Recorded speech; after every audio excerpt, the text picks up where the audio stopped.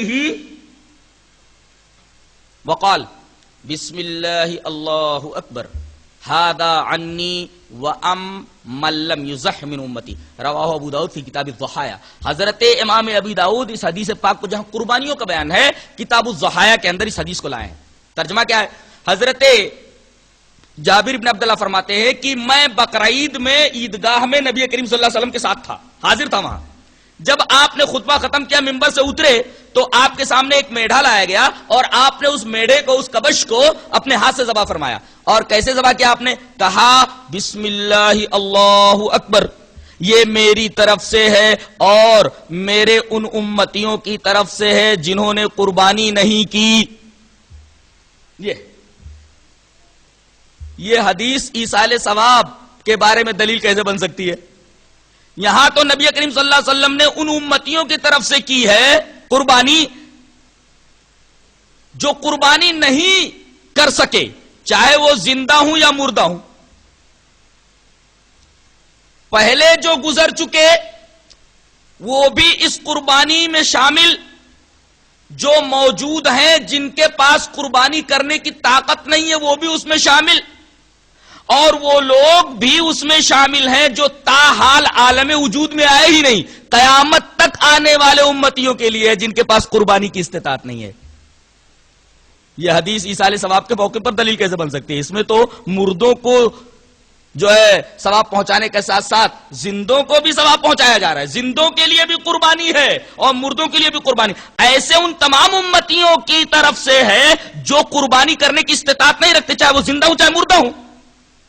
ایصال ثواب میں ایسا نہیں ہوتا، ایصال ثواب صرف مردوں کے لیے ہوتا ہے، اور یہ قربانی آپ نے زندوں کی طرف سے بھی کی ہے، مردوں کی طرف سے کی ہے، ان امتیوں کی طرف سے، چاہے وہ زندہ ہوں چاہے مردہ ہوں، صرف ان کے پاس استطاعت نہ ہو قربانی کی۔ لہذا یہ دلیل بھی ایصال ثواب کے موقف کے اوپر دلیل نہیں بن سکتی۔ خلاصہ یہ نکلا کہ ایصال ثواب کا موقف بالکل غلط ہے۔ قرآن خوانی کرنا اور قرآن پڑھ کر کے جو اجر ملا ہے، جو مزدوری ملی ہے، اس کو فاتحہ کے زور سے پارسل بنا کر کے میت تک پہنچا دینا، 2 رکعت نماز پڑھ کر کے اس کا ثواب میت کو پہنچا دینا، یہ ساری کی ساری باتیں قرآن و حدیث کے بالکل خلاف ہیں، اور یہ سب بدعات ہیں، خرافات ہیں، رسم و رواج ہیں، ان کا شریعت مطہرہ سے کوئی بھی تعلق نہیں ہے۔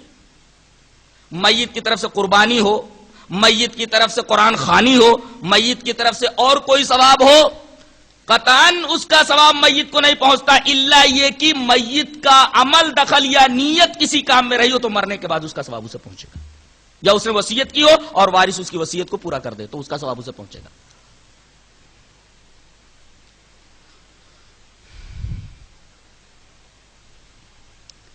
یہاں جو نبی کریم صلی اللہ علیہ وسلم نے قربانی کی ہے اس کی ایک وجہ اور بھی ہے، اس لیے کہ نبی کریم صلی اللہ علیہ وسلم امت کے ولی تھے۔ آپ نے فرمایا نہیں، سورہ احزاب کی آیت ہے، النبی اولا بالمؤمنین من انفسہم، نبی تو مومنوں سے ان کی جانوں سے بھی زیادہ قریب ہیں۔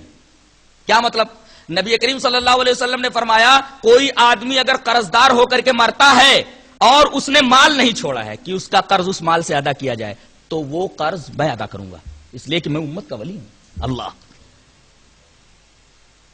کوئی مقروض مر گیا، مال نہیں چھوڑا اس نے، نبی نے فرمایا میں چونکہ امت کا باپ ہوں، امت کا ولی ہوں، لہذا میں اس مقروض کی طرف سے قرض ادا کروں گا۔ یہ نبی کی خصوصیت ہے، لہذا نبی نے اگر امتیوں کی طرف سے قربانی کر دی تو یہ آپ کی خصوصیت ہے، اس کو ہر جگہ فٹ نہیں کیا جا سکتا، اور خاص طور سے ایصال ثواب کے موقع پر تو اسے دلیل بنایا ہی نہیں جا سکتا۔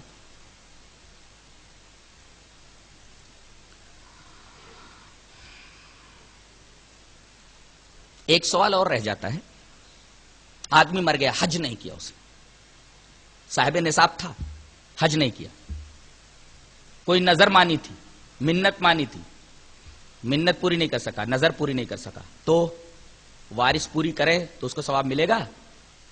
بولے ہاں ملے گا، اس لیے کہ حج جو ہے اس کے اوپر فرض تھا، ایک قرض تھا اس کے اوپر، وہ قرض ادا نہیں کیا اس نے، اللہ کا قرض تھا، صاحب نصاب ہو گیا آدمی تو اس کے مال میں اللہ کا حق بن گیا، اب وہ پیسہ حج کا اس کے مرنے کے بعد لگایا جائے گا۔ وارث اگر حج کرے تو حج کا ثواب اسے پہنچے گا، اس لیے کہ یہ قرضہ ہے، اور وارث اس کی طرف سے وکیل بن کر کے اس قرضے کو ادا کرے گا. اسی طریقے سے اگر کوئی کفارہ تھا اس کے اوپر وارث اس کفارے کو ادا کرے گا. کوئی نذر مانی تھی پورا نہیں کر سکا تو وارث اب وکیل بن کر کے اس کی طرف سے کفارہ کو ادا کرے گا اور نذر کو ادا کرے گا اور میت کو اس کا ثواب ملے گا. میت کی طرف سے وارث جو ہوتا ہے نیابت کرے گا. آپ نے دیکھا ہوگا کہ تمام احادیث کے اندر انہا کا لفظ ہے. انہا نیابت کے لیے آتا کی طرف سے. اگر میت کو ثواب پہنچتا تو لام استعمال کیا جاتا, لہا, اس کے فائدے کے لیے. انہا کا لفظ تمام احادیث میں ہے اور ان جو لفظ آتا ہے وہ نیابت کے لیے آتا ہے, یعنی وارث وکیل بن کر کے اس کی طرف سے نیابت کرے. اب آپ ایک سوال اور کر سکتے ہیں, ٹھیک ہے پیسہ تھا اس کے پاس, حج نہیں کیا, قرض تھا, وارث اس کا قرض ادا کرے گا وکیل بن کر کے. نذر نہیں پوری کر سکا, اس کے اوپر نذر کا کفارہ تھا, اس کے مرنے کے بعد وارث اس کی طرف سے وکیل بن کر کے وہ کفارہ ادا کرے گا اس کے مال میں سے. وہاں ایک سوال ایسا ہوتا ہے کہ کیا وارث جو ہوتا ہے وکیل بن سکتا ہے؟ وکیل کس نے بنایا اس کو؟ میت نے تو وکیل نہیں بنایا تھا. یہ وکیل کیسے بن گیا؟ وارث وکیل بن کر کے موکل کی طرف سے, مرنے والے کی طرف سے یہ چیزیں کیوں کر رہا ہے؟ جواب اس کا یہ ہے کہ میت کو, وارثین کو وکیل بنانے کی ضرورت نہیں پڑتی, بلکہ اللہ تبارک و تعالی نے خود اس کو وکیل بنا دیا ہے. وارث خود وکیل بن جاتا ہے. جیسے ایک حدیث کے اندر ہے, ایک عورت آئی اور کہا کہ اے اللہ کے رسول میری ماں کے اوپر کچھ روزے رہ گئے تھے, تو کیا میں اپنی ماں کی طرف سے روزوں کی قضا کروں تو اس کا ثواب اسے ملے گا؟ اب یہاں ٹھہر کر کے ایک شبہے کو اور حل کر لیں. ایک عورت ہے, بوڑھی عورت ہے, اس نے روزہ رکھنا شروع کیا. ایک روزہ رکھا اس نے, 2 روزہ رکھا, 3 روزہ رکھا, پورے روزے رکھنے کا موقع اسے نہیں ملا اور وہ بیچ ہی میں مر گئی. اب بقیہ روزے رکھنا اس کے ولی کے اوپر ہے, اس کے وکیل کے اوپر ہے, اس کے وارث کے اوپر ہے. یہاں وہی جواب ہوگا کہ اس کی نیت پورے مہینے کے روزے کو تھی, رکھنے کی تھی.